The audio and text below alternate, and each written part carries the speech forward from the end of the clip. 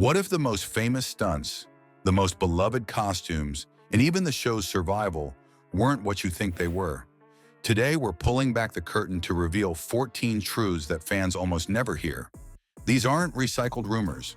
They're real stories that explain why things look the way they did on screen and why so many myths have lasted this long. Each reveal solves a decades-old puzzle, but also leaves you asking how the show survived it all in the first place.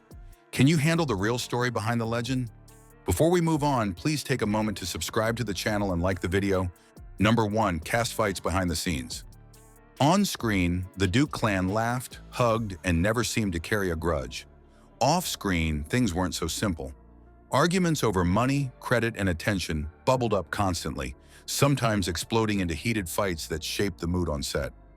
Catherine Bach, for example, repeatedly clashed with producers over her costumes and the attention her character deserved. Arguments weren't just about clothes. Actors sparred with executives over who got recognition for storylines or publicity. These creative battles slipped into the scripts, with sudden changes or strange character focus, leaving fans wondering. Number 2, Bo and Luke walked off the show. Imagine flipping on the TV one Friday night and realizing Bo and Luke Duke had vanished from Hazzard County. For fans, it wasn't a storyline twist, it was reality. Tom Wopat and John Schneider both walked away from the series, frustrated over how little they were seeing from a mountain of toy sales and merchandise. Warner Brothers tried to keep the show alive by bringing in Coy and Vance, cousins who were written in as quick replacements. But fans weren't fooled. Ratings slid, and viewers wrote angry letters wanting the real Duke boys back. Number 3, Daisy Duke's outfit was a studio battle. Daisy Duke's shorts may be one of the most recognizable pieces of clothing in TV history, but that look almost didn't make it to the screen. Studio executives actually wanted Catherine Bach to wear something more conservative, thinking shorts that tiny wouldn't fit a wholesome show. Instead of backing down, Bach argued for the look herself. She even sent in a modeling photo wearing cut-off shorts to prove it could work visually. Once the character became famous, the network quickly shifted, acting as though they had embraced the choice from the beginning. Number 4, stunt drivers risked their lives daily. Those breathtaking General Lee jumps that thrilled audiences weren't just special effects. They put real people at a serious risk. Viewers assumed every leap was calculated down to the inch, but many stunts were more trial and error than precision science. Safety gear was minimal, and drivers often walked away from wrecks bruised, sprained, or worse. Cars didn't always land smoothly either. Frames bent on impact, suspensions snapped, and more than a few drivers ended up sidelined after a bad landing. To avoid repeating the most dangerous setups, producers got crafty and recycled footage. Number 5, the General Lee cars were constantly destroyed. The General Lee might be the most recognizable car in TV history, but fans rarely realized just how many were sacrificed along the way. On screen, it looked like the same orange Charger every week. Warner Brothers ended up chasing Dodge Chargers anywhere they could find them. Fresh models were hard to come by, so crews scoured junkyards, buying whatever they could strip down and repaint. Number 6, crew shortcuts led to dangerous accidents. When deadlines started closing in, the crew didn't always have time to play it safe. Instead of carefully repairing vehicles or double-checking setups, they cut corners to keep the cameras rolling. Hollywood was known for strict stunt rules on paper, but in practice, those rules sometimes slid when the clock was ticking. Cars got patched together from spare parts, decals ended up crooked, and roofs were cut after shots instead of before. Number 7, on-set drinking was rampant. The Dukes of Hazzard might have been marketed as wholesome, family-friendly television, but the atmosphere behind the cameras didn't always match that tone. Stories circulated that alcohol wasn't just present on set, it was openly shared, almost like it was part of the culture rather than something hidden away. There were days when cast members arrived less than sober, which disrupted shooting schedules and slowed production. Scenes could take longer to complete, and patience sometimes ran thin among those trying to keep things professional. Number 8, producers hid cast injuries from fans. Did you ever notice a character suddenly moving slower or holding themselves a little differently from one episode to the next? That wasn't a quirk in the script.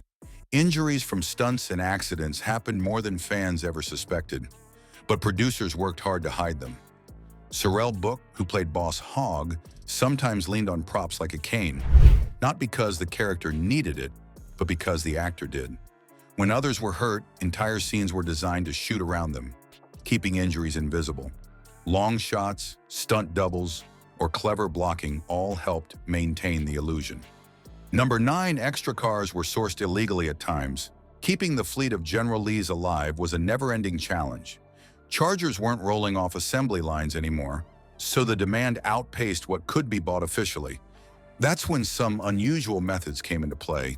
There have long been stories that not every Charger came from a clean, above-board purchase.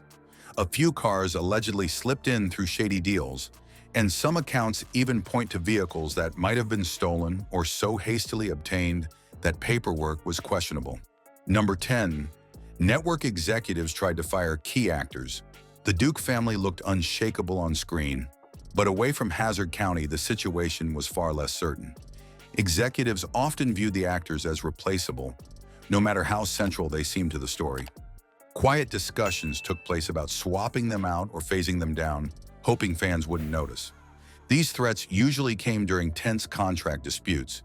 If a star demanded more pay or pushed back on creative choices, executives were quick to float the idea of moving on without them. To the studio, the brand was more important than loyalty. Number 11, lawsuits nearly shut down filming. Most TV productions worry about ratings dropping, but the Dukes of Hazzard had something even bigger hanging over it: the courthouse. Legal battles cropped up again and again, sometimes stalling filming and leaving everyone wondering if the show would even continue. Disputes over contracts weren't simple disagreements. Tom Wopat and John Schneider both ended up in court fighting Warner Brothers over merchandising money tied to toys and collectibles. Injuries on set led to more claims, adding tension between crews in the studio. Each lawsuit meant expensive delays, rewriting schedules, and frustrated fans waiting for new episodes. Number 12, child labor concerns with young extra. The Dukes of Hazzard might have looked like the perfect family show, but the way young extras were treated didn't always match that image. Behind the wholesome smiles, many of those children faced exhausting workdays. Outdoor filming stretched on for hours in heat, cold, or dusty fields, pushing minors well past what was considered safe. These stories never made newspapers at the time, but they highlight a harsh truth. Those carefree extra roles weren't so carefree, and while children were shortchanged, so were the stars themselves. Number 13, cast members were underpaid compared to popularity. Dukes of Hazzard merchandise was everywhere. Lunchboxes, pajamas, toy cars, even trading cards. It seemed like proof the actors must have been cashing in, right? In reality, the huge profits didn't flow their way. Executives at the top took most of the money, leaving the cast far less than their cultural popularity would suggest. The Coy and Vance storyline was a direct result of this tension. When Schneider and Wopat pushed for their share of the royalty pile, the studio tried to swap them out, all while continuing to profit from toys with their faces on them. Number 14, the show was almost canceled mid-run. Most fans assumed the Dukes of Hazzard was a surefire success from the moment it premiered. The truth is, midway through its run, the show nearly disappeared from television entirely. Behind the scenes, things were shaky enough that executives seriously debated pulling the plug. Ratings weren't climbing the way they once had, and problems behind the cameras only added pressure. To salvage the series, production made big changes. Moving the action to Griffith Park and using it as a fresh outdoor backdrop was a gamble at keeping the show alive. The Dukes of Hazzard might have looked like a carefree action comedy, but in reality, it was a fragile production held together by constant improvisation and luck. The myths gave us the feeling of joy and lightness, yet the truth shows that risk, conflict, and sacrifice shaped every episode. So the next time you think about Hazzard County, remember, every beloved show may hide its own struggles. Which hidden truths surprised you the most?